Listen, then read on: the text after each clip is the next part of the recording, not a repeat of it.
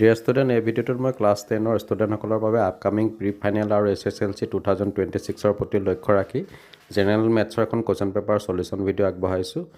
যথেষ্ট standard paper হয়, কেৱল প্ৰি ফাইনেল বুলি নহয়, SSLCটো ইয়াৰ পৰা কমন পৰা সম্ভাৱনা আছে। ইতিমধ্যে মই ইংলিছ, ছায়েন্স, ছ'চিয়েল ছায়েন্স আৰু আছামিছৰ সলিউশ্যন ভিডিঅ' আগবঢ়াইছোঁ। যদি তোমালোকে চোৱা নাই চাব পাৰিবা, ডেছক্ৰিপশ্যনত লিংকসমূহ দি দিছোঁ।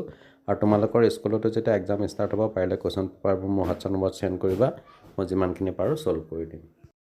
তো ইয়াত তোমালোকে দেখা পাইছা কুৱেশ্যন পেপাৰখনৰ ছেকশ্যন 8 মুঠ 45টা MCQ দিছে আৰু প্ৰতিটোৱে 1 মাৰ্ককৈ কেৰি কৰিছে, তাত 1 নম্বৰকৈ আছে।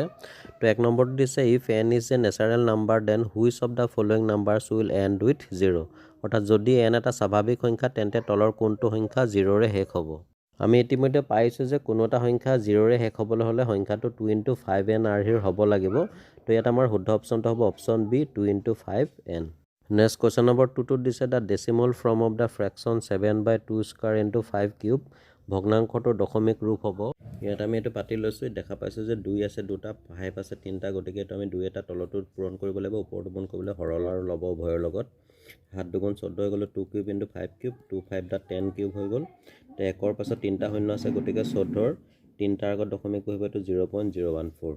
ইয়াত আমি দেখা পালোঁ যে শুদ্ধ অপশ্যনটো হৈছে option A 0.014। Next question number 3টোত দিছে যদি 85 আৰু 153ৰ গসাউক 85n - 153ৰে প্ৰকাশ কৰা হয় তেন্তে nৰ মান হ'ব। ইংলিছ মিডিয়ামৰ ষ্টুডেণ্টসকলে কুৱেশ্যনটো নিজে চাই ল'বা। তো ইয়াত আমি 85 আৰু 153ৰ গসাউ অৰ্থাৎ HCF পালোঁ 17। এতিয়া আমি লিখিব পাৰোঁ 85n - 153 = 17। 153টো ৰাইট হেণ্ডলৈ লৈ গ'লে প্লাছ হৈ গ'ল আৰু শেষত আমি nৰ মানটো পালোঁ 2। গতিকে দেখা পালোঁ যে শুদ্ধ অপশ্যনটো হৈছে option C 2। Next question number 4ত দিছে আমাক যদি এটা বাস্তৱ সংখ্যা আলফা fx বহুপদৰ শূন্য হ'ব যদিহে। তো ইয়াত দিয়া অপশ্যনসমূহৰ ভিতৰত শুদ্ধ অপশ্যনটো হৈছে option A fa = 0। Question number 5ত দিছে the degree of the zero' polynomial list অৰ্থাৎ শূন্য বহুপদৰ মাত্ৰা হৈছে। এইটো একেবাৰে চিম্পল, ইয়াত শুদ্ধ অপশ্যনটো হ'ব অপশ্যন D আনডিফাইন অৰ্থাৎ সংজ্ঞাবদ্ধ নহয়। কুৱেশ্যন নম্বৰ 6 m+2 য'ত m এটা ধনাত্মক অখণ্ড সংখ্যা px = x² - mx - 6 বহুপদটোৰ এটা শূন্য তেন্তে mৰ মান। আমিতো লিখি লৈছোঁ m+2 m এটা ধনাত্মক অখণ্ড সংখ্যা, এটাকে x = m+2, এইটো px = 0 লিখি লৈছোঁ যিহেতু বহুপদটোৰ এটা শূন্য 0 বুলি দিছে। এতিয়া আমি xৰ জেগাত আমি m+2 বহাই দিলোঁ, প্ৰত্যেকতে ইয়াতো m+2 ইয়াতো m+2 প্ৰত্যেকতে বহাই দিলোঁ। এইটো a + b হোল স্কোৱাৰ ফৰ্মুলাত ভাঙি দিলোঁ আৰু এইটো হৈছে m × m² plus a minus এইটো হৈছে টুৱাইছ m আৰু এইপিনে -6। শেষত m² + m² - m² কেঞ্চেল হৈ গ'ল। 4m পৰা -2m গ'লে টুৱাইছ m আৰু -6ৰ পৰা +4 এইটো -2 হৈ গ'ল। তো টুৱাইছ m = -2টো এইফালে আহি গ'লে +2 হৈ গ'ল। m = 2 2/2 mৰ ভেলুটো পালোঁ 1। অপশ্যনসমূহৰ ভিতৰত শুদ্ধ অপশ্যনটো হৈছে অপশ্যন A 1।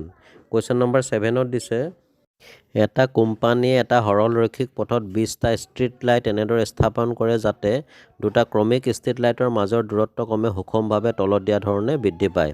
তো আমাক ইয়াত দিছে প্ৰথম আৰু দ্বিতীয় ষ্ট্ৰীট লাইটৰ মাজৰ দূৰত্ব 5 মিটাৰ, দ্বিতীয় আৰু তৃতীয় ষ্ট্ৰীট লাইটৰ মাজৰ দূৰত্ব 6 মিটাৰ, তৃতীয় আৰু চতুৰ্থ ষ্ট্ৰীট লাইটৰ মাজৰ দূৰত্ব 7 মিটাৰ ইত্যাদি। তো ষ্ট্ৰীট লাইটকেইটাই পথটোৰ মুঠ কিমান দৈৰ্ঘ্য সামৰি ল'ব। ইয়াত ষ্ট্ৰীট লাইটবিলাক এটা সমান্তৰ প্ৰগতিত আছে। প্ৰথম পথ A 5 মিটাৰ হ'ব, সাধাৰণ অন্তৰ প্ৰত্যেকৰ মাজত 1 কৈ আছে, d = 1 মিটাৰ। এতিয়া 20টা ষ্ট্ৰীট লাইট থাকিলে দূৰত্বৰ সংখ্যা হ'ব 20ৰ পৰা 1 এটা বিয়োগ কৰি দিব লাগিব, প্ৰথমটো বাদ দিব লাগিব, তেতিয়া মুঠতে হ'ব 19টা। তো মুঠ পদৰ দৈৰ্ঘ্য হ'ব মুঠ 19টা পদৰ যোগফল। এতিয়া Sn = n/2 এইটো যিটো সূত্ৰমতে বহাই দিলোঁ। ইয়াত n মানে কিমান হৈছে 19 আৰু a মানে হৈছে 5, d মানে হৈছে 1, প্ৰত্যেকটো বহাই দিলোঁ আমি আৰু শেষত আমি ইয়াত কি পালোঁগৈ 266। তো ষ্ট্ৰীট লাইটকেইটাই পথটোৰ মুঠ 266 মিটাৰ দৈৰ্ঘ্য সামৰি ল'ব। গতিকে ইয়াত শুদ্ধ অপশ্যনটো হ'ব অপশ্যন C 266 মিটাৰ।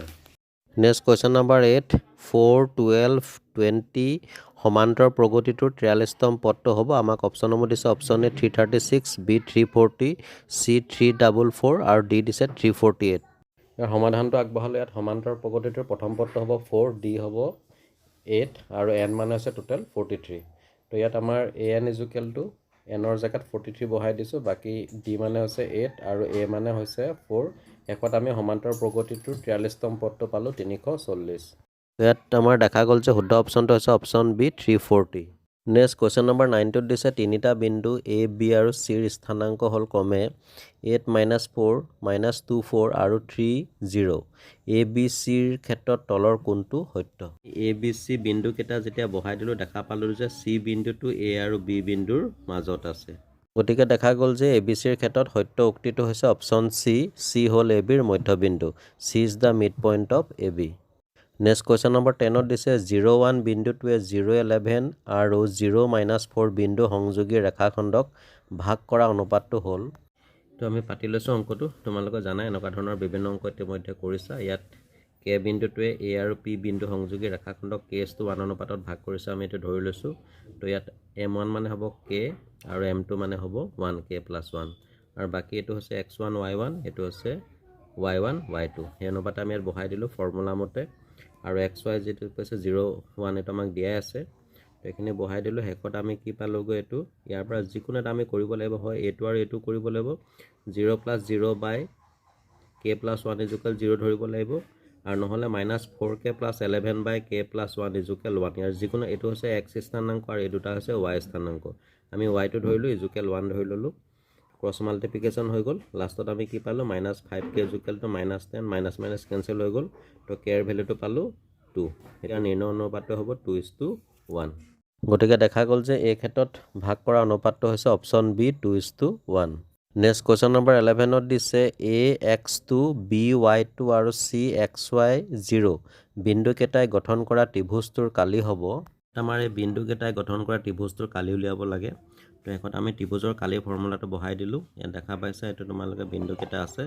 এইটো হৈছে X1, Y1, এইটো X2, Y2, এইটো হৈছে X3, Y3। তো সেই অনুপাতে আমি বহাই দিলোঁ আৰু শেষত আমি কি পালোঁগৈ X - Y। এইটো হৈছে এই বিন্দুকেইটাই গঠন কৰা ত্ৰিভুজটোৰ কালি। গতিকে দেখা গ'ল যে উক্ত বিন্দুকেইটাই গঠন কৰা ত্ৰিভুজটোৰ কালি হৈছে option B X - Y। Next question number 12টো দিছে 2x + 23y = 12 আৰু 23x - 2y = 5 সমীকৰণযোৰৰ ক্ষেত্ৰত তলৰ কোনটো শুদ্ধ? তো ইয়াত দেখা গ'ল যে আমাৰ A1/A2 = not B1/B2। এনে ক্ষেত্ৰত আমি C1/C2 নুলিয়ালেও হ'ব। গতিকে প্ৰদত্ত সমীকৰণযোৰৰ ৰেখা দুডালে কটাকটি কৰিব। তো ইয়াৰ পৰা দেখা গ'ল যে এই ক্ষেত্ৰত শুদ্ধ উক্তিটো হৈছে অপশ্যন B ৰেখা দুডাল কটাকটি কৰা ৰেখা, যিহেতু A1/A2 = not B1/B2। Question number 13ত দিছে যদি kx - y = 2 আৰু 6x - 2y = 3 সমীকৰণযোৰৰ এটাই মাত্ৰ সমাধান থাকে তেন্তে k ৰ মান। ইয়াত আমাৰ A1 মানে হ'ল k, A2 মানে 6, B1 মানে -1, B2 মানে -2, C1 মানে 2, C2 মানে 3। যিহেতু সমীকৰণযোৰৰ এটাই মাত্ৰ সমাধান আছে গতিকে A1/A2 = not B1/B2। এতিয়া আমি মানবোৰ বহাই দিলোঁ আৰু শেষত আমি k ৰ ভেলুটো পালোঁ k = not 3। দেখা গ'ল এই ক্ষেত্ৰত আমি k ৰ মানটো পালোঁ অপশ্যন D k = not 3।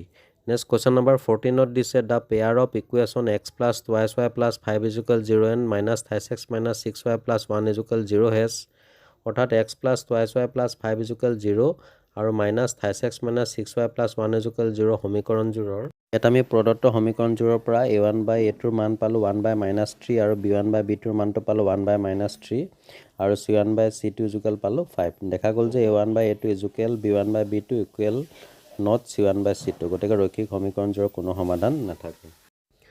তো আমি ইয়াত দেখা পালোঁ যে উক্ত সমীকৰণযোৰৰ কোনো সমাধান নাই, no solution। গতিকে ইয়াত আমাৰ শুদ্ধ অপশ্যনটো হৈছে অপশ্যন D।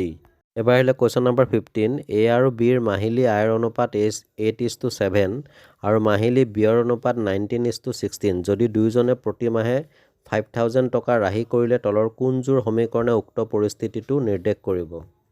ইয়াত আমি আয়ৰ পৰা ব্যয়টো বিয়োগ কৰিলে 5000 পাম। A ৰ যদি আয় হয় 8x তেতিয়া ব্যয় হ'ব -19y = 5000 আৰু B ৰ যদি আয় 7x, y হ'ব -16y = 5000। গতিকে উক্ত পৰিস্থিতিটো নিৰ্দেশ কৰা সমীকৰণটো হৈছে option A 8x - 19y = 5000, 7x - 16y = 5000। এবাৰ আমি কুৱেশ্যন নম্বৰ 16লৈ one of the method of determining mode is, অৰ্থাৎ বহুলক উলিওৱাৰ এটা পদ্ধতি হ'ল। এইটো একেবাৰে চিম্পল, তোমালোকে পাই আছা। ইয়াত শুদ্ধ অপশ্যনটো হ'ব অপশ্যন C বহুলক = 3 মধ্যমা - 2 মাধ্য, অৰ্থাৎ মুড = 3 মিডিয়ান - 2 মিন। নম্বৰ 17ত ছেম টাইপৰ এটা কুৱেশ্যন দিছে the mean of first n even natural number is, অৰ্থাৎ প্ৰথম nটা যুগ্ম স্বাভাৱিক সংখ্যাৰ মাধ্য। তো ইয়াত আমাৰ শুদ্ধ অপশ্যনটো হৈছে option A n+1। Question number 18, যিকোনো এটা স্বাভাৱিক সংখ্যা mৰ বাবে প্ৰতিটো যোগাত্মক অখণ্ড সংখ্যাক তলৰ কোনটো আৰ্হিত প্ৰকাশ কৰিব পাৰি? তো ইয়াত প্ৰকাশ কৰা আৰ্হিটো হৈছে option B twice m+1। Question number 19ত আমাক 1764 বৰ্গমূল আৰু 1331 ঘনমূলৰ মান বিচাৰিছে। অপশ্যনসমূহ দিছে option A 42, B 24, C 53, D 31। ইয়াত 1764 বৰ্গমূল হৈছে 42 আৰু 1331 ঘনমূল হৈছে 11। তো 42 পৰা 11 বিয়োগ কৰি পালোঁ 31। গতিকে দেখা গ'ল যে উক্ত সংখ্যা দুটাৰ মান হৈছে option D 31। Next question number 20, which of the following polynomial has a common factor x+2? অৰ্থাৎ তলৰ কোনটো বহুপদৰ সাধাৰণ উৎপাদক x+2? ইয়াত আমাক 1, 2, 3, 4ত 4টা বহুপদ দিছে। তাৰ ভিতৰত কোনকেইটাৰ সাধাৰণ উৎপাদক x+2 আমি নিৰ্ণয় কৰিব লাগে। প্ৰথম বহুপদটোকে ল'লোঁ। প্ৰথম যিটো 1 নম্বৰত দিছিলে x² - x - 6। তো আমি xটো কেনেকৈ ধৰণে লিখিব পাৰোঁ? -5x + 2x, কাৰণ 3 দুগুণ আমাৰ এইটো কি হ'ব? 6 ওলাব লাগিব। তো আমি শেষত কি পালোঁ? x+2 x - 3, অৰ্থাৎ এইটো হৈছে ইয়াৰ উৎপাদক। ইয়াৰ পৰা আমি দেখি পালোঁ যে 1, 3 আৰু 4ত দিয়া বহুপদকেইটাৰ সাধাৰণ উৎপাদক x+2 হয়। গতিকে শুদ্ধ অপশ্যনটো হৈছে option C. Next question number 21ত দুটা ষ্টেটমেণ্ট দিছে, উক্তি দিছে। প্ৰথম উক্তিটো দিছে সকলো বৰ্গ সংখ্যাৰ এককৰ স্থান 0, 1, 2, 3, 4, 5, 6, 7, 8, 9ৰে শেষ হয়। এই উক্তিটো শুদ্ধ নহয়, কাৰণ কোনো সংখ্যাৰ বৰ্গৰ এককৰ স্থানত আমি 3, 7, 8 নাপাবও পাৰোঁ। আৰু উক্তি 2টো দিছে পূৰ্ণ ঘন সংখ্যা এটাৰ শেষত 3টা শূন্য বা 3টা শূন্যৰ গোটহে থাকিব পাৰে। এই উক্তিটো শুদ্ধ হয়। তো গতিকে দেখা পালোঁ যে ইয়াত আমাৰ শুদ্ধ অপশ্যনটো হৈছে option B P is false, Q is true. অৰ্থাৎ উক্তি পি অশুদ্ধ, উক্তি কিউ শুদ্ধ। নেক্সট কুৱেশ্যন নম্বৰ 22, দ্বিঘাত সমীকৰণ 2x² - √5x + 1 = 0। তো ইয়াত আমাক বিচাৰিছে যে উক্ত সমীকৰণযোৰৰ মূলৰ প্ৰকৃতি কেনেকুৱা হ'ব। দ্বিঘাত সমীকৰণটো পাতি লৈছোঁ, য'ত a মানে হৈছে 2, b মানে হৈছে -5, c মানে হৈছে 1। এতিয়া b² - 4c এইটো মতে বহাই দিলোঁ। b² মানে হৈছে -5² আৰু 4a মানে হৈছে 2, c মানে হৈছে 1। তেতিয়াতো স্কোৱাৰ ৰুট কেঞ্চেল হৈ গ'ল। মাইনাছে মাইনাছে +5 আৰু 4 দুগুণ 8 আৰু -8ৰ পৰা 5 গ'লে -3। যিহেতু b² - 4c <= 0, তে প্ৰদত্ত সমীকৰণযোৰৰ কোনো বাস্তৱ মূল নাই। গতিকে দেখা গ'ল যে উক্ত সমীকৰণযোৰৰ মূলৰ প্ৰকৃতি হৈছে অপশ্যন চি, অৰ্থাৎ ন' ৰিয়েল ৰুটছ, কোনো বাস্তৱ সমাধান নাই। নেক্সট কুৱেশ্যন নম্বৰ 23 দিছে, দ্বিঘাত সমীকৰণ 2x² - kx + k = 0ৰ দুটা সমান মূল থাকিলে k ৰ মান হ'ব। আমি প্ৰদত্ত সমীকৰণৰ পৰা কি পাম? a = 2, b = -k আৰু c = k। আমাক যিহেতু দি দিছে যে প্ৰদত্ত দ্বিঘাত সমীকৰণযোৰৰ দুটা সমান মূল আছে, গতিকে b² - 4c = 0 হ'ব। তো b² মানে হ'ব -k², 4a মানে হ'ব 2, c মানে হ'ব k। বহাই দিলোঁতো k² হৈ গ'ল, মাইনাছে মাইনাছে প্লাছ আৰু 4 দুগুণ 8, সেইটো -8k। তো ইয়াত kটো কমন লৈলোঁ আমি, k দুটা আছিলে আৰু এই kটো বাহিৰলৈ আহি গ'ল, এইটো হৈছে -8। তো আমি এটা পালোঁ k = 0, আঁতৰ পালোঁ k - 8 = 0। তো k = 0, k আৰু -8টো এইফালে আহি গ'লে কি হ'ব? এইটো +8। গতিকে k ৰ মান পালোঁ 0, 8। গতিকে দেখা গ'ল যে এই ক্ষেত্ৰত k ৰ মান হৈছে option D 0, 8।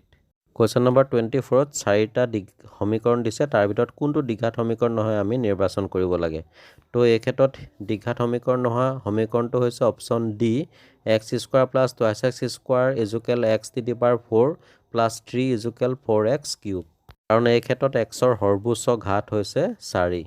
Next question number 25, যদি দুটা বৃত্তৰ পৰিধি ক্ৰমে 2:3 অনুপাতত থাকে, তেন্তে বৃত্তটোৰ কালিৰ অনুপাত কিমান হ'ব? সমাধানটো তোমালোকক আগবঢ়ালোঁ আৰু ইয়াত আমি দেখা পালোঁ যে বৃত্তৰ কালিৰ অনুপাত হৈছে 4:9। কিবা বুজি নাপালে কমেণ্ট কৰিবা। গতিকে আমি বৃত্তটোৰ কালিৰ অনুপাত পালোঁ option B 4:9। Next question number 26, এটা ঘড়ীৰ মিনিটৰ কাঁটাডালৰ দিশ 7 চেণ্টিমিটাৰ। 10 মিনিটত কাঁটাডালৰ দ্বাৰা ঘূৰণৰ কালিৰ মান।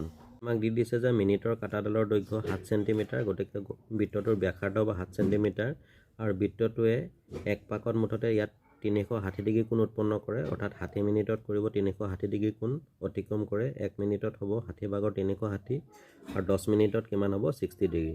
গতিকে বৃত্তকলাৰ কোণটো পাই গ'লোঁ, থিটা = 60 degree.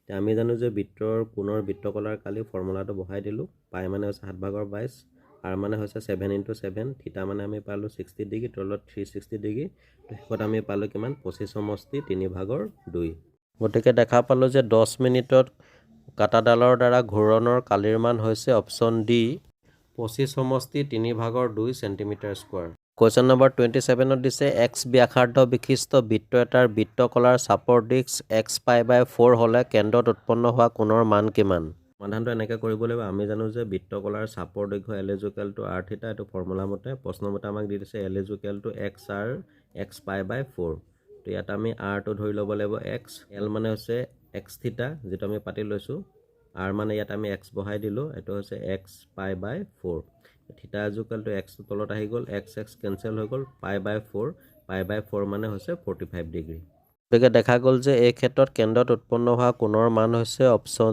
C 45 degree question number 28ত দিছে tan θ + cot θ * sec θ - cosec θ * cosec θ - sin θ ৰ মান হ'ব মান উলিয়াইছোঁ প্ৰথমতে tan θ + cot θ = tan θ মানে হৈছে sin θ/cos θ cot θ মানে হৈছে cos/sin θ আমি বহাই দিলোঁ cos θ আৰু sin θ লসাগু sin θ * cos θ হ'ব আৰু সেইটো sin স্কয়াৰ হৈ যাব cos কেনসেল হৈ গ'লে sin ওপৰত এটা তলত এটা টোটাল sin স্কয়াৰ θ হ'ব ঠিক তেনেদৰে এইটো 1/sin θ * cos θ নেক্সট আমি sec θ - cosec θ ৰ মান উলিয়াইছোঁ sec θ মানে হ'ব 1/cos θ আৰু cos θ টো cos θ ভাবে ৰাখিছোঁ তো ইয়াত cos θ টো আমি এলচিয়াম ললোঁ কিমান পালোঁ sin স্কয়াৰ θ/ cos θ কাৰণ 1 - cos স্কয়াৰ θ মানে আছে sin θ নেক্সট আহিলে cosec θ - sin θ cosec θ মানে 1/sin θ টো sin θ টো আমি এলচিয়াম ললোঁ কি পালোঁ 1 - sin স্কয়াৰ θ মানে cos স্কয়াৰ θ/sin θ এতিয়া গোটেইকেইটা আমি পূৰণ কৰি দিলোঁ প্ৰত্যেক মানকেইটা বহুৱাই দিলোঁ বহুৱাই দিয়া হ'লে এইটো কেনসেল হৈ গ'ল এইটো কেনসেল হৈ গ'ল এইটো কেনসেল হৈ গ'ল লাষ্টত কিমান পালোঁ মানটো 1 গতিকে ইয়াত শুদ্ধ মানটো হৈছে অপশ্যন এ 1 কুৱেশ্যন নম্বৰ 29ত এটা আমাক সমকোণী ত্ৰিভুজ দিছে আৰু ইয়াত তিনিটা বাহুৰ মাপ দিয়া আছে এতিয়া আমি ত্ৰিভুজটোৰ এটা কোণ থিটা হিচাপে লৈ cosec θ sec θ আৰু tan θ ৰ মান নিৰ্ণয় কৰিব লাগে দেখা পাইছোঁ যে ত্ৰিভুজটোৰ ক্ষেত্ৰত থিটা কোণৰ বাবে লম্ব p হ'ব কিমান 13 ভূমি b হ'ব 6 আৰু s হ'ব কিমান 15 গতিকে cosec θ মানে হৈছে s/b এইটো 15/6 হ'ব sec θ মানে s/p এইটো 15/13 হ'ব আৰু tan θ মানে হ'ব p/b 6/13 গতিকে ইয়াত আমি cosec θ sec θ আৰু tan θ ৰ মান পালোঁ অপশ্যন এ 15/6 15/13 6/13 কুৱেশ্যন নম্বৰ 30ত আমাক probability অৰ্থাৎ সম্ভাৱিতাৰ পৰা এটা কুৱেশ্যন দিছে কুৱেশ্যনটো দিছে তিনিটা মুদ্ৰা দলিয়াই দিয়াত অতি কমেও এটা পুচ্ছ পোৱা ঘটনাটোৰ সম্ভাৱিতা হ'ল যেটো তিনিটা মুদ্ৰাৰ কথা কৈছে আৰু প্ৰত্যেকটো মুদ্ৰাৰে দুটাকৈ পিঠি আছে গতিকে মুঠ পিঠি হ'ব 8টা এতিয়া সম্ভাৱিতা আমি সদায় 1 ধৰো তো এটা পুচ্ছ পোৱাৰ সম্ভাৱিতা হ'ব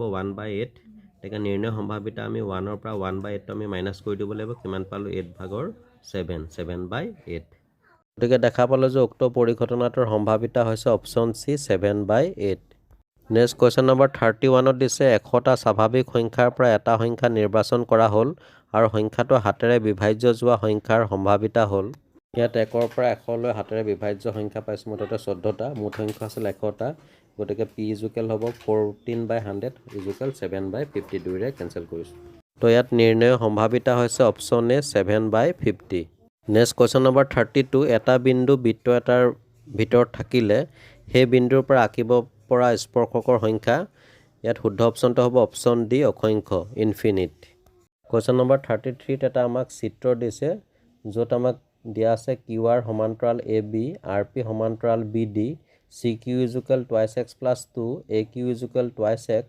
CP = 4x - 4 PD = 28x তেন্তে x ৰ মান হ'ব আমাক QR সমান্তৰাল AB আৰু ঠিক তেনেদৰে RP সমান্তৰাল BD দিয়া আছে আৰু প্ৰত্যেকৰ ভ্যালুখিনি আমাক ইয়াত দি দিছে এটা ত্ৰিভুজ ABC ৰ ক্ষেত্ৰত আমি মৌলিক সমানুপাতিকতা উপপাদ্য প্ৰয়োগ কৰিব পাৰোঁ এইটো মানে হ'ব AQ/CQ আৰু এটা হ'ব BR/RC যেহেতু আমাক এটো দি দিছে ইকুৱেশ্যন নম্বৰ 1 আকৌ ত্ৰিভুজ এবাৰ ললো BDC ৰ ক্ষেত্ৰত আমি লিখিব পাৰোঁ PD/CP BR/RC ইয়াত আমি মৌলিক সমানুপাতিকতা উপপাদ্য প্ৰয়োগ কৰিছোঁ তো 1 আৰু 2 ৰ পৰা আমি দেখা পালোঁ এই দুটা সাইড একেটা বাদ দি দিম কি থাকিব AQ/CQ আৰু PD/CP তে AQ ৰ ভ্যালুটো আমাক দি দিছিলে 2x CQ ৰ ভ্যালু দিছে 2x + 2 আৰু PD ৰ ভ্যালু দিছে 3x CP ৰ ভ্যালু দিছে 4x - 4 এটো আমি ক্ৰস মাল্টিপ্লিকেশন কৰি দিলোঁ এটা হ'ব 2x * 4x - 4 এটো 3x * 2x + 2 তো 2 4 *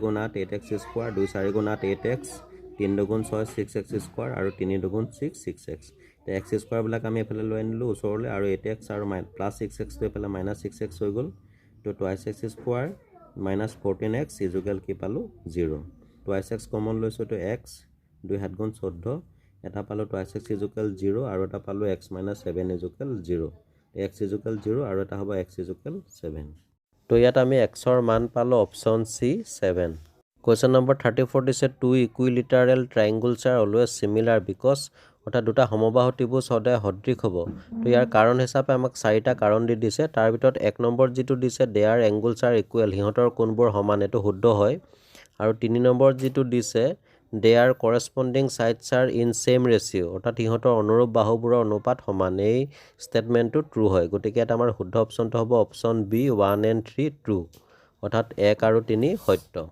Next question number 35 ত্ৰিভুজ ABC আৰু ত্ৰিভুজ PQR ক্ষেত্ৰত যদি AB by QR equal BC by RP equal CA by PQ হয় তেন্তে তলৰ কোনটো শুদ্ধ আমি ত্ৰিভুজ দুটা যদি A by B Q by R BC by RP CA by PQ তো AB ৰ লগত আমাৰ এইটো বাহু সদৃশ হ'ব BC ৰ লগত এইটো বাহু সদৃশ হ'ব আৰু AC ৰ লগত এইটো বাহু সদৃশ হ'ব আৰু তেনেকুৱা হ'বলৈ হ'লে ত্ৰিভুজ দুটা হ'ব ত্ৰিভুজ ABC সদৃশ QRP গতিকে দেখা গ'ল যে এই ক্ষেত্ৰত শুদ্ধ অপশ্যনটো হৈছে অপশ্যন চি ট্ৰায়াংগুল ABC সদৃশ ট্ৰায়াংগুল QRP নেক্সট কোৱেশ্চন নম্বৰ 36ত এটা চিত্ৰ দিছে আৰু চিত্ৰত O কেন্দ্ৰীয় বৃত্তৰ AC আৰু BC দুডাল স্পৰ্শক আৰু বৃত্তটোৰ ব্যাসাৰ্ধ 5 সেন্টিমিটাৰ যদি OC 13 সেন্টিমিটাৰ আৰু OD DC 3:10 তেন্তে ট্ৰায়াংগুল ABC ৰ পৰিসীমা হ'ব এই বৃত্তটোৰ ক্ষেত্ৰত BC আৰু AC হ'ব এই বৃত্তটোৰ দুডাল স্পৰ্শক O কেন্দ্ৰীয় বৃত্তৰ আৰু OC মানে আমাক দি দিছে 13 সেন্টিমিটাৰ OD DC দিছে 3:10 আৰু ইয়াৰ ব্যাসাৰ্ধ কিমান হ'ব 5 সেন্টিমিটাৰ তো আমি ইয়াত CA সমান CB লিখিব পাৰোঁ যিহেতু এটা বহিবিন্দুৰ পৰা বৃত্তলৈ টনা স্পৰ্শকবোৰৰ দৈৰ্ঘ্য সমান যেনেকৈ CA স্কোৱাৰ ইজুকেলটো কি হ'ব OC square minus R square OC মানে 13 দিছে R মানে পাইছোঁ 5 এইটো পালোঁ 144 এনেকৈ CA ইজুকেলটো 144ৰ বৰ্গমূল হ'ব 12 আৰু CB ইজুকেলটো 12 এইটো 12 হ'ব যদি 12 হয় এইটো কিমান হ'ব 12 তো ধৰা হ'ল OD ইজুকেলটো 3x আমাক যিটো অনুপাতটো দি দিছে আৰু DCটো ধৰিম আমি 10x তো OC ইজুকেলটো আমি এইখিনি কৰিব 13x 13 ইজুকেলটো 13x x ইজুকেলটো কিমান হ'ব 1 এতিয়া OD মানে আমি 3x মানে 3 গুণ 3 সেন্টিমিটাৰ আৰু DC মানে 10x 10 গুণ কিমান 10 সেন্টিমিটাৰ AB মানে হৈছে টুৱাইছ R 2 5 গুণ 10 সেন্টিমিটাৰ গতিকে ত্ৰিভুজটোৰ পৰিসীমা তিনিটা বাহুৰ যোগফল CA মানে পালোঁ 12 CB মানে 12 আৰু AB মানে কিমান পালোঁ 10 টোটেল হ'ব 34 সেন্টিমিটাৰ গতিকে ইয়াত শুদ্ধ অপশ্যনটো হ'ব option D 34 cm next question number 37 K একক বাহু বিশিষ্ট দুটা একে আকাৰৰ ঘনক লগাই পোৱা আয়তীয় ঘনকটোৰ আয়তন হ'ব তো ইয়াত উক্ত ঘনকটোৰ আয়তীয় ঘনক হৈছে option A K3 next question number 38 দুটা গোলকৰ আয়তনৰ অনুপাত 64:27 তেন্তে গোলক দুটাৰ পৃষ্ঠকালৰ অনুপাত হ'ব আমি জানো যে গোলকৰ আয়তন হৈছে V প্ৰপৰ্চনেল R³ ইয়াৰ অনুপাত হৈছে R1 দুটা গোলকৰ কথা যেটো কৈছে এটা হ'ব R1³ এটা ব্যাসাৰ্ধ আৰু এটা হ'ব R2³ আৰু এটা হ'ব 64:27 আমাক দি দিছে তো R1 কিউব কিটা উঠাই দিম 64 বৰ্গমূল হ'ব কিমান 4 আৰু 27ৰ ঘনমূল হ'ব 3 সৰি এটো 64 ঘনমূল হ'ব এটাকে গোলকৰ পৃষ্ঠকালে হ'ব S সমানুপাতিক p স্কয়াৰ তো S1 * S2 ইকুৱেল হ'ব 4 স্কয়াৰ S2 কিমান হ'ব 3 স্কয়াৰ 4 4 গুণ 16 3 3 গুণ 9 গতিকে গোলক কিটাৰ অনুপাত হ'ব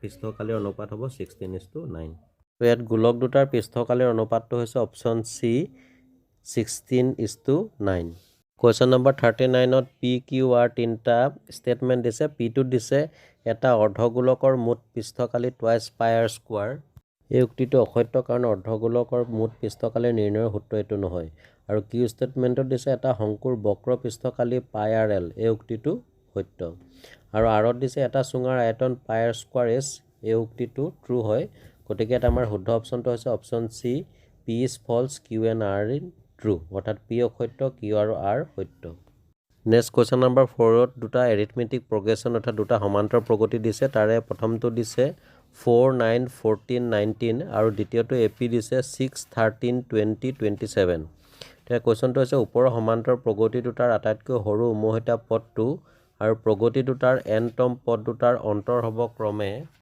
সমান্তৰ প্ৰগতিটিৰ ক্ষেত্ৰত প্ৰথম পদ পালোঁ 4 আৰু সাধাৰণ অন্তৰ হ'ব 9 পৰা 4 বিয়োগ কৰি পালোঁ 5। গতিকে সাধাৰণ পদটো আমি ফৰ্মুলা মতে বহাই পালোঁ 5n - 1। দ্বিতীয় সমান্তৰ প্ৰগতিৰ ক্ষেত্ৰত প্ৰথম পদ হ'ব 6 আৰু সাধাৰণ অন্ত হ'ব 13 পৰা 6 গ'লে কিমান হ'ব 7। তো ইয়াত আমি সাধাৰণ পদ যিটো ফৰ্মুলা মতে বহাই দিলোঁ 7/9² - 1। গতিকে সমান্তৰ প্ৰগতি দুটাৰ সাধাৰণ পদ দুটা যিটো সমান হ'ব 5n - 1 = 7/9² - 1। এতিয়া আমি এফালে প্লাছ -1 কেঞ্চেল কৰিলোঁ 591 = 792। তো n1 মানে হ'ব 7, n2 মানে হ'ব 5। এটাকে সৰু উমৈহতীয়া পদ হ'ব 591 - 1। গতিকে 5 × 7 - 1। তো 5 × 7 = 35, 35 পৰা 1 গ'লে কিমান পালোঁ আমি 34। লগতে প্ৰদত্ত সমান্তৰ প্ৰগতি দুটাৰ অন্তৰ হ'ব সেইটো পাইতো আমি বিয়োগ কৰি দিলোঁ কিমান পালোঁ এইটো 2n। গতিকে এটা আমাক দিয়া অপশ্যনসমূহৰ ভিতৰত শুদ্ধ অপশ্যনটো হৈছে option C 34 2n। Next question number 41ত দিছে তিনিটা বিন্দু A12 B45 আৰু C7 দিয়া হৈছে এই বিন্দুকেইটা একেৰেখীয় নে সঠিক বিকল্পটো বাছনি কৰা। ইয়াৰ সমাধানটো তোমালোকক আগবঢ়ালোঁ। ইয়াত আমি ত্ৰিভুজৰ কালিৰ ফৰ্মুলাটো প্ৰয়োগ কৰিছোঁ আৰু শেষত আমি ত্ৰিভুজটোৰ কালি পালোঁ 0। গতিকে দেখা গ'ল যে প্ৰদত্ত বিন্দুকেইটা একেৰেখীয় হোৱাৰ সঠিক বিকল্পটো হৈছে অপশ্যন এ হয়, কাৰণ A, B আৰু C ৰ দ্বাৰা গঠিত ত্ৰিভুজটোৰ কালি 0। নেক্সট কুৱেশ্যন নম্বৰ 42 PE যদি কোনো ঘটনা ইৰ সম্ভাৱিতা হয় তেন্তে তলৰ কোনটো শুদ্ধ। তো ইয়াত আমাক যি চাৰিটা অপশ্যন দি দিছে এই ক্ষেত্ৰত শুদ্ধ অপশ্যনটো হ'ব option C 0 ≤ P, E <= 1। Next আমাক এটা ডাইৰেকশ্যন দিছে আৰু নিৰ্দেশনা দিছে যে প্ৰশ্ন নং 43 পৰা 45লৈকে উক্তি A আৰু কাৰণ R ৰ প্ৰশ্ন দিয়া হৈছে। প্ৰশ্নসমূহৰ বাবে তলত দিয়া A, B, C আৰু D বিকল্পৰ মাজৰ পৰা শুদ্ধটো বাছি উলিওৱা। ইয়াত অপশ্যন A মানে হৈছে A আৰু R দুয়োটাই সত্য আৰু R এৰ শুদ্ধ ব্যাখ্যা। B মানে হৈছে A আৰু R দুয়োটাই সত্য আৰু R এৰ শুদ্ধ ব্যাখ্যা নহয়। আৰু C মানে হৈছে A সত্য কিন্তু R অসত্য। আৰু অপশ্যন D হৈছে A is false but R is true, অৰ্থাৎ A অসত্য কিন্তু R সত্য। এতিয়া কুৱেশ্যন নম্বৰ 3ত উক্তি অৰ্থাৎ এছাৰচনটো দিছে px = 4x² + 8x বহুপদটোৰ লেখডালে x অক্ষক x = 0 আৰু x = 2 বিন্দুত কাটিব। এই উক্তিটো সত্য হয় কাৰণ 4x² + 8x বহুপদটো যদি আমি সমাধান কৰোঁ x ৰ ভেলু পাব এটা 0 আৰু এটা হ'ব 2। আৰু ইয়াৰ যিটো কাৰণ ৰিজনটো দিছে px = 4x² + 8x বহুপদটোৰ শূন্য দুটা হৈছে 0 আৰু 2। এই ৰিজনটো শুদ্ধ হয় উক্তিৰ যিটো ব্যাখ্যা আগবঢ়াইছে। গতিকে ইয়াত আমাৰ শুদ্ধ অপশ্যনটো হ'ব অপশ্যন A আৰু R দুয়োটাই সত্য আৰু R এৰ শুদ্ধ ব্যাখ্যা। নেক্সট কুৱেশ্যন নম্বৰ 44ত আমাক উক্তিটো দিছে 0 θ < 90 ডিগ্ৰীৰ কাৰণে cosec θ - cot θ আৰু cosec θ + cot θ এটা আনটোৰ প্ৰতিক্ৰম। ইয়াৰ ৰিজনটো দিছে cot² θ - cosec² θ = 1। Next question number 45 ইয়াত লাষ্ট MCQ। তো ইয়াত আমাক উক্তিটো দিছে চিত্ৰত PQ আৰু PR দুডাল স্পৰ্শক তেন্তে এংগুল QPR = 180 ডিগ্ৰী - 54 ডিগ্ৰী। আৰু ইয়াৰ যিটো ৰিজনটো দিছে কাৰণটো এটা বৃত্তৰ ব্যাসৰ 2 মূৰত আঁকিব পৰা সমান্তৰাল স্পৰ্শকৰ সংখ্যা 2। এই ৰিজনটো শুদ্ধ হয় কিন্তু উক্তিৰ লগত এইটো ৰিলেটেড নহয়। গতিকে ইয়াত আমাৰ শুদ্ধ অপশ্যনটো হ'ব অপশ্যন বি A আৰু R দুয়োটাই সত্য আৰু R এৰ শুদ্ধ ব্যাখ্যা নহয়। নেক্সট আহিলে গ্ৰুপ বি। ইয়াত দি দিছে question number 46 to 50 carries 2 marks each, অৰ্থাৎ প্ৰতিটো কুৱেশ্যনতে 36 পৰা 50লৈ 2 মাৰ্ক আছে। তো কুৱেশ্যন নম্বৰ 46টোত দিছে দেখুওৱা যে 3 × √3 - 11 এটা অপৰিমেয় সংখ্যা। এইটো এটা এন ইৰেশ্যনেল নাম্বাৰ হিচাপে প্ৰুভ কৰিব লাগে। একেবাৰে চিম্পুল হয়, এইটো তোমালোকে নিজে সলভ কৰিবা আৰু কিবা অসুবিধা হ'লে কমেণ্ট কৰিবা। কুৱেশ্যন নম্বৰ 47ত দিছে find the value of m, ৰ মান নিৰ্ণয় কৰা 5/3m × 3m² = 125/27। ইয়াত আমি সেইখিনি পাতি লৈছোঁ। এতিয়া আমি এইটো কি কৈছোঁ 5/3m আৰু এইটো আমি 3/5টো উল্টাই দিলোঁ সূচকীয় বিধিমতে a/b আছিলে b/a - 1। তো এইটো হৈছে 5/3 - 1 আৰু এইটো হৈছে 2m আৰু এইটো 125ৰ ঘনমূল হৈছে 5 আৰু 27ৰ ঘনমূল হৈছে 3। এইটো আমি কিউব দি দিলোঁ। এতিয়া আমি এইটো কি কৰি দিব লাগিব 5/3m এইটো হ'ব 5/3, এইটো -1 আৰু 2m হ'লে -2m হৈ গ'ল আৰু এইটো 5/3 whole cube.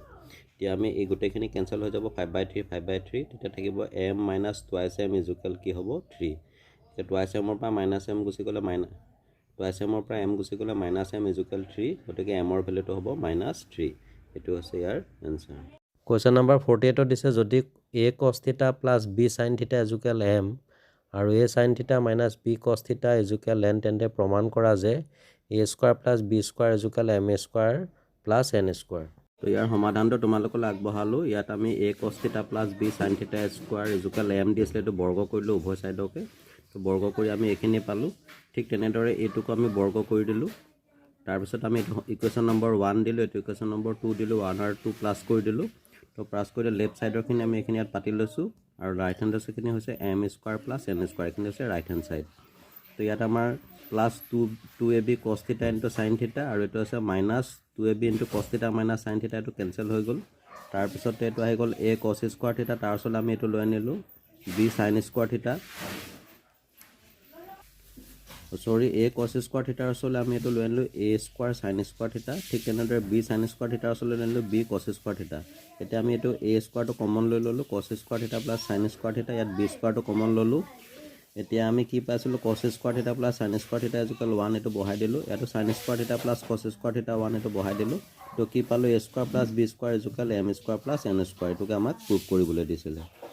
Next question number 49 দিছে তাজপাতত থকা 52খন কাৰ্ডৰ পৰা এখন কাৰ্ড লোৱা হ'ল, কাৰ্ডখন মুখা কাৰ্ড হোৱা আৰু কাৰ্ডখন মুখা কাৰ্ড নোহোৱাৰ সম্ভাৱিতা নিৰ্ণয় কৰা। তো এযোৰ তাজপাতত থকা মুঠ কাৰ্ডৰ সংখ্যা হৈছে 52 আৰু মুখ থকা কাৰ্ডৰ সংখ্যা আছে 12, য'ত J 4টা থাকে, K 4টা থাকে, A 4টা থাকে আৰু Q 4টা থাকে, 12 হৈ গ'ল। তো P কাৰ্ডখন মুখা হোৱা হৈছে 52ৰ ভিতৰত 12টা হ'লে আমি এইটো 4 কৰিলোঁ, 4 3 গুণ 12, 4 13 গুণ 12 বা 4 13 গুণ 12, তো সেইটো হ'ল 13/3। আকৌ মুখ নথকা কাৰ্ডৰ সংখ্যা হ'ব 52ৰ পৰা 12 মাইনাছ কৰিলে আমি 40 পাম। এতেকে মুখ P কাৰ্ডখন মুখ নোহোৱা হ'ব 52/40। আমি ইয়াত 4 কাটিলোঁ, 4 10 গুণ 40, 4 13 52, এইটো হ'ব 13/10। নেক্সট কুৱেশ্যন নম্বৰ 50 দিছে প্ৰুভ ডেট প্ৰমাণ কৰা যে tan a by 1 plus sec a minus tan a by 1 minus sec a equal to cosec a। Next আহিলে group C, question number 51 to 59 carries 3 mark each, অৰ্থাৎ এই কুৱেশ্যনবিলাকত প্ৰতিটোতে 3 নম্বৰকৈ আছে। 1 minus sec a। এতিয়া আমি এইটো লসাগু লৈছোঁ। লসাগু লোৱাৰ পিছত আমি এইটো 1 plus sec a 1 minus sec a এলচিয়াম ল'লোঁ আৰু এলচিয়াম লোৱাৰ পিছত আমি এইখিনি পতাৰ পিছত প্লাছ 1 মাইনাছ 1 কেঞ্চেল হৈ গ'ল, মাইনাছ 2 sec a মাইনাছ ইয়াত মাইনাছ sec a আৰু মাইনাছ sec a টো হৈ যাব মাইনাছ 2 sec a আৰু তলত এইটো a plus b whole square, a plus b a minus b whole square ফৰ্মুলাত ভাঙিলে এইটো a স্কোৱাৰ মানে 1 স্কোৱাৰক 1 হ'ব আৰু এটা হ'ব sec স্কোৱাৰ a, সেইটো আমি দেখাই দিছোঁ। এতিয়া tan a ইয়াত 1 মাইনাছ sec স্কোৱাৰ মানে হৈছে tan square a, minus minus cancel হৈ গ'ল, ওপৰত আছে 2 sec a equal tan a 2 sec a, তো আমি মাইনাছ মাইনাছ কেঞ্চেল কৰি দিছোঁ। এতিয়া 2 sec a by tan a, আমিতো 2 sec a টো লিখিব পাৰোঁ 1 বাই cos a আৰু tan a টো লিখিব পাৰোঁ sin a by cos a। এতিয়া 2 বাই cos a আমি এইটো উল্টি যাব, cos a টো ওপৰলৈ গুচি গ'ল, sin a টো তললৈ গ'ল, cos a কেঞ্চেল হৈ গ'ল, 2 × 1 বাই sin a, 2 × 1 by sin a মানে হ'ব cosec a। গতিকে লেফ্ট হেণ্ড ছাইড সমান ৰাইট হেণ্ড ছাইড আমাৰ এইটো প্ৰুভ হৈ গ'ল।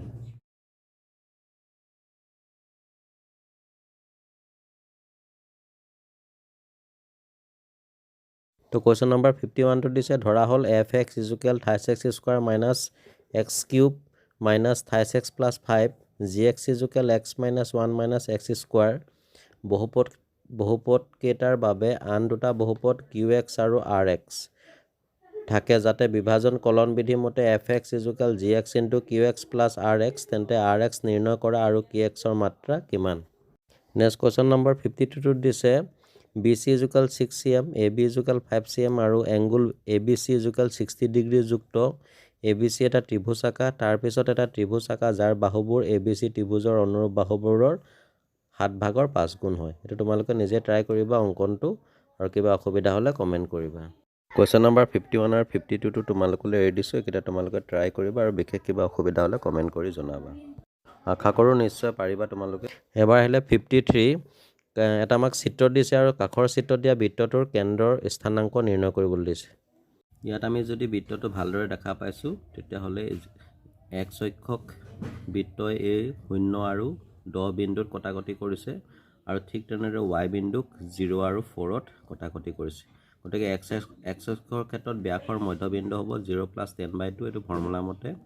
2 10ক 5 বাৰ গ'ল আৰু y অক্ষৰ ক্ষেত্ৰত ব্যাসৰ মধ্যবিন্দু হ'ব 0 + 4/2 এইটো হৈ গ'ল কিমান 2 এতিয়া বৃত্তৰ কেন্দ্ৰ এই দুই মধ্যবিন্দুৰ ছেদবিন্দু বৃত্তৰ কেন্দ্ৰ হ'ব এই দুই মধ্যবিন্দুৰ ছেদবিন্দু গতিকে বৃত্তটোৰ কেন্দ্ৰৰ স্থানাংক হ'ব 5 2 এইটো হৈছে ইয়াৰ এনসাৰ নেক্সট কোৱেশ্চন নম্বৰ 54 টো দিছে 5 বছৰ আগত এৰ বয়স বিৰ 3 গুণ আছিল আৰু 10 বছৰ পিছত এৰ বয়স বিৰ বয়সৰ 2 গুণ হ'ব এ আৰু বিৰ বৰ্তমান বয়স উলিওৱা আমি ধৰি লৈছোঁ এৰ বৰ্তমান বয়স x বছৰ বিৰ বৰ্তমান বয়স y বছৰ আৰু প্ৰথম চৰ্ত মতে 5 বছৰ আগতে এৰ বয়স হ'ব x - 5 আৰু বিৰ বয়স হ'ব y - 5 তাৰ 3 গুণ গতিকে 3 * y - 5 হ'ব এইটো 3y 3 5 গুণ 15 x = সব ইফালে লৈ গ'লো 3y - 5 টো ইফালে গ'লে +5 হৈ গ'ল আৰু 3y - 5 ৰ পৰা +5 গ'লে -10 এইটো ইকুৱেশ্যন নম্বৰ 1 এতিয়া দ্বিতীয় চৰ্ত মতে 10 বছৰৰ পিছত এৰ বয়স বিৰ বয়সৰ 2 গুণ গতিকে এৰ বয়স হ'ব x + 10 y বয়স হ'ব y + 10 আৰু তাৰ 2 গুণ হ'লে 2 দিব লাগিব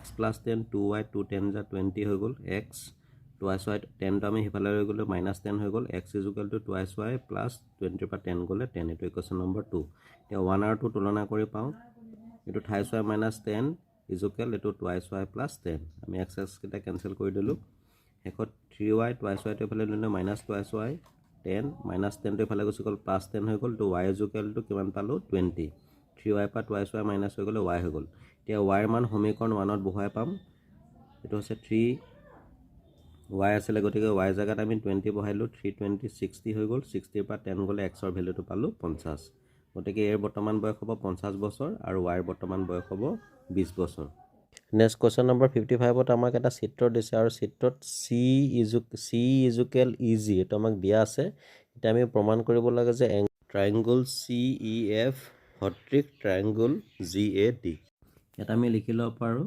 এংগল CFE = 90 ডিগ্ৰী কাৰণ এটো সমকোণ আৰু এংগল GDE = 90 ডিগ্ৰী কাৰণ আমাক চিত্ৰটো দি দিছে যদি এই কোণটো 90 ডিগ্ৰী হয় এফালৰ কোণটো কিমান হ'ব 90 ডিগ্ৰী যেটো সৰল কোণ 180 ডিগ্ৰী হ'ব টোটাল আৰু এই কোণটো যদি 90 ডিগ্ৰী হয় এফালৰ কোণটো কিমান হ'ব 90 ডিগ্ৰী আকৌ আমাক ইয়াত দি দিছে যে C = EG অৰ্থাৎ এই বাহুটো আৰু এই বাহুটোৰ মাপ সমান তো আমি এখানে লিখি লৈছোঁ আৰু তেতিয়া কি হ'ব আমি লিখিব পাৰোঁ CEF = GAD একে সৰলৰেখাৰে গঠিত সমকোণ গতিকে আমি লিখিব পাৰোঁ এংগল CEF = এংগল AGD যেহেতু ত্ৰিভুজ দুটাৰ দুটা কোণ সমান গতিকে আমি লিখিব পাৰোঁ ত্ৰিভুজ CEF সদৃশ ত্ৰিভুজ GAD যেটো কোণ চিকাৰ্য মতে তিনটা কোণ আমি সমান পাইছোঁ এটো হৈছে ইয়াৰ এনসাৰ কোৱেশ্চন নম্বৰ 56 টোত দিছে 7 সেন্টিমিটাৰ ব্যাসাৰ্ধযুক্ত বৃত্ত এটাৰ জিয়াডালৰ দিশ 7 cm হলে জিয়াডালে গঠন কৰা বৃত্তখণ্ডৰ কালি নিৰ্ণয় কৰা এটা আমাক √3 ৰ মানটো দিয়া আছে 1.73 এটা আমাক দিয়া আছে বৃত্তৰ ব্যাসাৰ্ধ r = 7 cm আৰু জিয়াডালৰ দিশ 7 cm যেহেতু বৃত্তৰ ব্যাসাৰ্ধ আৰু জিয়াডালৰ দিশ সমান গতিকে বৃত্তৰ কেন্দ্ৰত উৎপন্ন কোণৰ মাপ হ'ব 60 ডিগ্ৰী এটা বৃত্তৰ কালি এটো 60/360 ডিগ্ৰী * πr² ইয়াক ছবাৰ যাব আৰু লগতে পাই মানে হৈছে 7/22 আৰু 7/22 আৰু r² মানে হ'ব 7 * 7 7 দুটা তো ইয়াত আমি কিমান পালোঁ 154/6 = কিমান হ'ব ইয়াক 6 ৰে হৰণ কৰিলে 25.67 cm²। আকৌ ত্ৰিভুজৰ কালিটো হ'ব √3/4a² √3 ভ্যালুটো দি দিছে আমাক প্ৰশ্নটোত 1.73/4 আৰু a² মানে ইয়াত ব্যাসাৰ্ধৰ কথা কৈছে এটা হ'ব 7 * 7 তো 4 ইয়াক আমি হৰণ কৰি পালোঁ 21.19 cm²। এতিয়া ইয়াত বৃত্তখণ্ডটোৰ কালি হ'ব বৃত্তৰ কালি বিয়োগ ত্ৰিভুজৰ কালি তো বৃত্তৰ কালিটো পাইছিলোঁ 25.67 আৰু ত্ৰিভুজটোৰ কালি পালোঁ 21.19 তো বিয়োগ কৰি পালোঁ 4.48 cm²।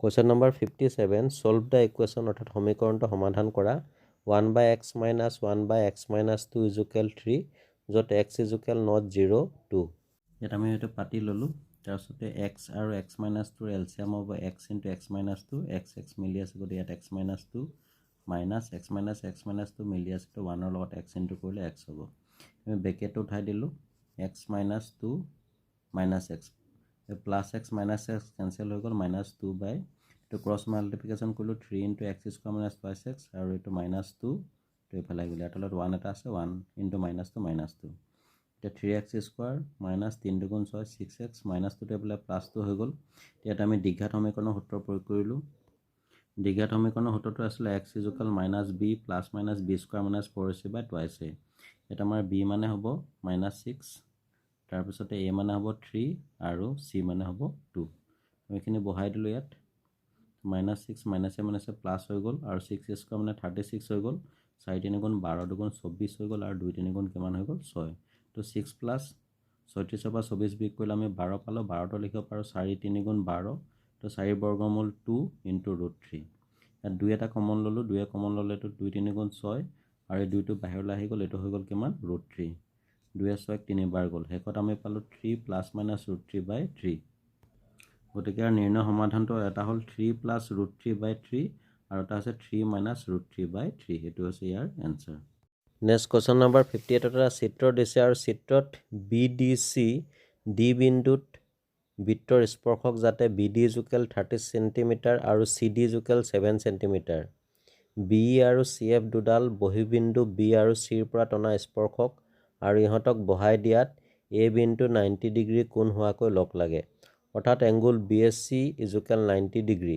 AF ৰ দৈৰ্ঘ্য উলিওৱা আমি লিখিব পাৰোঁ যে ইয়াত উপপাদ্য 10.2 মতে বা আমি জানো যে এটা বহিবিন্দুৰ পৰা বৃত্তলৈ টনা স্পৰ্শকবোৰৰ দৈৰ্ঘ্য সমান গতিকে B সমান BD প্ৰত্যেকডালে হ'ব 30 সেন্টিমিটাৰ আৰু একেদৰে হ'ব CF সমান CD = 7 সেন্টিমিটাৰ অৰ্থাৎ আমাৰ এই যিটো এইটো হৈছে বৃত্ত এই দুডাল হৈছে স্পৰ্শক B বিন্দুৰ পৰা টানিছে B আৰু BD প্ৰত্যেকে হ'ব 30 সেন্টিমিটাৰ ঠিক তেনেকৈ C বিন্দুৰ পৰা টনা এই দুডাল স্পৰ্শক হৈছে CD আৰু CF এই দুডালৰ প্ৰত্যেকে মাপ হৈছে 7 সেন্টিমিটাৰ এতিয়া আমি ধৰি ল'লোঁ এইটো AE সমান AF একেদৰে মান দিয়া নাই আমি এইটো ধৰি লৈছোঁ দুটা X এতিয়া আমি লিখিব পৰা চিত্ৰৰ পৰা পাওঁ আমি কি পাম AB = AE + BE সমান X + 30 আৰু AC = AF সমান CF = X + 7 তো BC = কি হ'ব BD + CD BD মানে কিমান দি দিছে আমি 30 পাই আহিছোঁ আগতে এইটো আৰু ঠিকদৰে CD মানে 7 দুইটা মিলাই কিমান হ'ব 37 cm এতিয়া সমকোণী ত্ৰিভুজ ABCত পাইথাগোৰাছৰ সূত্ৰ প্ৰয়োগ কৰি যেহেতু এই ত্ৰিভুজটো এই কোণটো 90 ডিগ্ৰী হ'ব গতিকে এটা সমকোণী ত্ৰিভুজ ইয়াত আমি পাইথাগোৰাছৰ সূত্ৰ প্ৰয়োগ কৰিব পাৰিম ইয়াত আমি পাইথাগোৰাছৰ সূত্ৰটো প্ৰয়োগ কৰিলোঁ AB² + AC² = BC²। তো AB মানে আছিলে X + 30 হোল স্কোৱাৰ AC মানে আছে X + 7 আৰু BC মানে কিমান পাইছিলোঁ আমি 37²। তো A + B হোল স্কোৱাৰ ফৰ্মুলাটো এইটো ভাঙি দিলোঁ A + B হোল স্কোৱাৰ ফৰ্মুলাত আৰু 37ক স্কোৱাৰ কৰিলে হ'ল 1369। তো শেষত আমি সেইমতে কৰি গ'লোঁ x² twice x² হ'ল তাৰপিছতে 60x আৰু 14x প্লাছ কৰিলে 74x আৰু 900 আৰু 49 প্লাছ কৰিলে 949 এইফালে এইটো 1369টো এপ্লাই নিলোঁ মাইনাছ হৈ গ'ল ৰাইট হেণ্ড ছাইডটো 0 হৈ গ'ল তো twice x² 74x² 949 1369 পৰা মাইনাছ কৰি পালোঁ 420 ইয়াত 2ৰে গোটেইকেইটাকে হৰণ কৰি দিলোঁ তাৰ শেষত আমি পালোঁ x² + 42x - 5x - 210 = 0 ইয়াত x কমন ল'লোঁ x + 42 হ'ব ইয়াত 5 কমন ল'লোঁ এটা পালোঁ x + 42 এটা পালোঁ x - 5 = 0 এতিয়া আমি লিখিব পাৰোঁ x + 42 = 0 আৰু এটা হৈছে x - 5 = 0 x ৰ মান হ'ব -42 আৰু এটা হ'ব x = 5 যিহেতু x - 42 কেতিয়াও গ্ৰহণযোগ্য নহয় গতিকে AF সমান x = হ'ব 5 অৰ্থাৎ AF ৰ দৈৰ্ঘ্য হ'ব 5 সেন্টিমিটাৰ কুৱেশ্যন নম্বৰ 59ত এটা আমাৰ বেলুন আকৃতিৰ গিলাচ দি আছে যিটো গিলাচটোৰ ভিতৰৰ ব্যাস আছে 5 cm কিন্তু গিলাচৰ তলফালে এটা অৰ্ধগোলকৰ আকাৰ উঠি অহা অংশই গিলাচৰ ধাৰণ ক্ষমতা কমাই দিছে যদি গিলাচৰ উচ্চতা 10 সেন্টিমিটাৰ তেন্তে গিলাচৰ আপাত ধাৰণ ক্ষমতা আৰু প্ৰকৃত ধাৰণ ক্ষমতা নিৰ্ণয় কৰে ইয়াত আমাক পাইৰ মানটো দিছে 3.14 ইয়াৰ উত্তৰটো আমি লিখিব পাৰোঁ ইয়াত দিয়া আছে গিলাচৰ ভিতৰৰ ব্যাস 5 সেন্টিমিটাৰ গতিকে ইয়াৰ ব্যাসৰ আধা r = হ'ব 2.5 সেন্টিমিটাৰ উচ্চতা S10 দি দিছে গিলাচৰ যিটো উচ্চতা তাৰপৰা গিলাচৰ আপাত ধাৰণ ক্ষমতা হ'বতো πr²s পাই মানে 3.14 দি দিছে আৰু r মানে r² মানে 2.5 দুবাৰ হ'ব s মানে 10 সেন্টিমিটাৰ কিউব আৰু গোটেইখিনি পূৰণ কৰি পালোঁ 196.25 সেন্টিমিটাৰ কিউব এতিয়া কিন্তু গিলাচৰ প্ৰকৃত ধাৰণ ক্ষমতা গিলাচৰ তলভাগত থকা অৰ্ধগোলকৰ আয়তনৰ বাবে কমিব অৰ্থাৎ হ্ৰাস পাব অৰ্থাৎ এই অংশটোৰ কাৰণে গিলাচৰ যিটো উঠি আছে প্ৰকৃত ধাৰণ ক্ষমতাটো হ্ৰাস পাব এতিয়া ইয়াৰ মানটো আমি উলিয়াই ল'ব লাগিব তাৰপৰা এই গোটেইখিনিৰ পৰাটো আমি বিয়োগ কৰি দিব লাগিব এতিয়া এই আমাৰ যিটো হ্ৰাসৰ পৰিমাণ হ'ব 2/3 πr³ তো আমি বহাই দিলোঁ 2/3 পাই মানে হৈছে 3.14 r³ মানে 2.5 তিনিবাৰ এই গোটেইখিনি পূৰণ কৰি পালোঁ 32.71 সেন্টিমিটাৰ কিউব এটাকে গিলাচৰ প্ৰকৃত ধাৰণ ক্ষমতা ইজুকেল গিলাচৰ আপাতৰ আয়তন মাইনাছ অৰ্ধগোলকৰ আয়তন। তো 196 আছিলে এইখিনি গিলাচৰ আপাতৰ আয়তন আৰু অৰ্ধগোলকৰ আয়তন পাইছিলোঁ 32.71 মাইনাছ কৰি পালোঁ 163.54 চেণ্টিমিটাৰ কিউব। এটাকে গিলাচৰ আপাতৰ ধাৰণ ক্ষমতা হৈছে ইমানটো, যিটো আমি আগতেই পাইছিলোঁ, আৰু প্ৰকৃত ধাৰণ ক্ষমতা হৈছে ইমানখিনি। এইটো হৈছে ইয়াৰ এনচাৰ। নেক্সট আহিলে গ্ৰুপ ডি। ইয়াত কুৱেশ্যন নম্বৰ 60ত এখন বিদ্যালয়ৰ 10ম শ্ৰেণীৰ 51গৰাকী ছাত্ৰীৰ উচ্চতাৰ তথ্যসমূহ ইয়াত আমাক দাঙি ধৰিছে। এতিয়া আমি সেই তথ্যৰাজিৰ সহায়ত মধ্যমা উচ্চতা নিৰ্ণয় কৰিব লাগে। ইয়াৰ উত্তৰটো আমি এনেধৰণে কৰিব পাৰোঁ যে প্ৰদত্ত তথ্যৰাজিৰ সঞ্চয় বাৰম্বাৰতাৰ তালিকাখন হ'ল, এইটো আমি বনাই ল'লোঁ তালিকাখন, এইটো তোমালোকে চাই ল'বা। 140তকৈ কম 4, সঞ্চয় বাৰম্বাৰতা হ'ব 4, 140ৰ পৰা 145লৈ 7জন, তো 4 7 এইটো হ'ব 11জন, 145ৰ পৰা 150লৈ 18জন, 11 18 29 এনেকৈ গৈ থাকিব। টোটেল এন ইজুকেল কিমান ওলাব 51, কাৰণ আমাক কুৱেশ্যনটো দি আছিলে 51জনী ছাত্ৰী আছে বুলি। ইয়াত এন মানে 51, এতিয়া এনৰ আধা হ'ব n/2 ইজুকেল কিমান হ'ব 51/2 25.5। এতিয়া এই পৰ্যবেক্ষণটো 145ৰ পৰা 150ৰ ভিতৰত থাকিব, এইটো 20.29ৰ আগত থাকিব, গতিকে 145ৰ পৰা 150ৰ ভিতৰত থাকিব। তো আমি মধ্যমা শ্ৰেণীটো হ'ব এতিয়া 145ৰ পৰা 150। তো এল মানে ইয়াৰ নিম্ন সীমা হৈছে 145, CF মানে হৈছে ইয়াৰ যিটো 11 হ'ব পূৰ্বৱৰ্তী, তাৰপিছতে F মানে হৈছে এইটো ইয়াৰ বাৰম্বাৰতা কিমান আছিলে মধ্যমা শ্ৰেণীটোৰ 18, এইটো বহাই দিছোঁ, আৰু H মানে ইহঁতৰ দৈৰ্ঘ্য 145ৰ পৰা 150লৈ 5কে আছে প্ৰত্যেকতে। তো মধ্যমাৰ ফৰ্মুলাটো বহাই দিলোঁ ইয়াত। তাৰপিছতে L মানে হৈছে 145, n/2 মানে আমি পাইছিলোঁ 25.5, OF মানে কিমান পাইছিলোঁ এইটো আমি 11, আৰু H মানে আছিলে 5, আৰু F মানে আছিলে কিমান 18, এইটো বহাই দিলোঁ। তো 145 ইয়াৰ পৰা এইটো মাইনাছ কৰিলে এইখিনি পালোঁ, লগত 5 ইনটু হ'ল 145, 18 এইটো দুটা পূৰণ কৰি দিলে 72.5, আৰু 18 ইয়াক হৰণ কৰিলে 4.03 হয়। 145ৰ লগত 4.03 প্লাছ কৰিলে পাম 149.03, গতিকে নিৰ্ণয় মধ্যমা উচ্চতা হৈছে 149.03 চেণ্টিমিটাৰ। Last question number 61। ইয়াত আমাক এটা চিত্ৰ দিছে, আৰু চিত্ৰটোত দিছে যে এটা নিৰ্দিষ্ট আৰ্হিত থাক কৰা কিছুমান বাকচৰ গোটৰ এটা ক্ৰম সজোৱা হৈছে। চিত্ৰটো পৰ্যবেক্ষণ কৰা আৰু তলত দিয়া প্ৰশ্নবোৰৰ উত্তৰ দিয়া।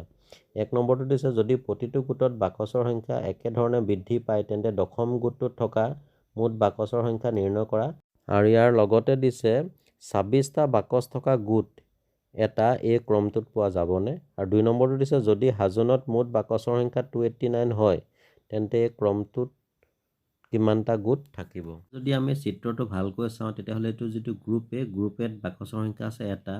গ্ৰুপটোতো ইয়াত দেখাত যদিও 3টা আছে, ইয়াত কিন্তু বাকচ আছে 4টা, এটা লুকাই আছে।